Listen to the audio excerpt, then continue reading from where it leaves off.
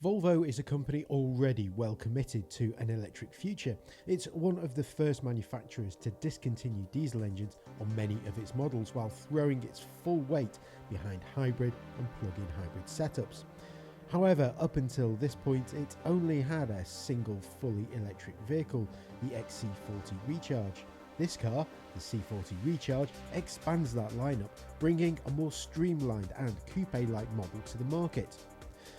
Utilising the same basic layout as the electric XC40, the C40 Recharge is there for those who want a slightly more stylish EV.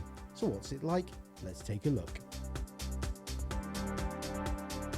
Now, as we already mentioned, the C40 has an awful lot in common with the electric XC40, which is why, from the front end at least, the two look pretty similar. However, check out the profile of the C40 and you'll notice a more heavily raked roofline while around the back. Its sharp boot line is distinctly different from that on the XC40. In the metal, it's a really attractive design with lots of cool features. The Thor's hammer headlight, which have become a modern hallmark of Volvo's, is present and correct, while the rear light design is particularly futuristic. It all ties together to create a really solid package.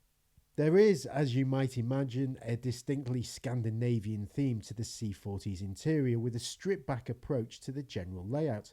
It's a successful one too, helped no end by great materials and a solid level of fit and finish. In keeping with its eco theme, Volvo has chosen to omit any animal products from its EVs, so you'll find no leather here. Instead, there's wool and synthetic fibres, which actually help to give the interior a really cosy feeling. The large central screen is clear and easy to use too. It's also running a fully Google developed system, which means that the apps such as Google Maps are well integrated and simple to get to speed with. When it comes to boot space, you've got 413 litres on offer, which is a little down on what you'd get from the standard XC40 Recharge. That said, it's square and easy to access, while the rear seats can still be folded down to expand that load even further. To say that the C40's performance is ludicrous might be an understatement. It uses a dual motor setup with one mounted on each axle. Thanks to 402 brake horsepower and 660 Nm of torque, the C40 will manage the 0 to 60 mph sprint in an impressive 4.5 seconds.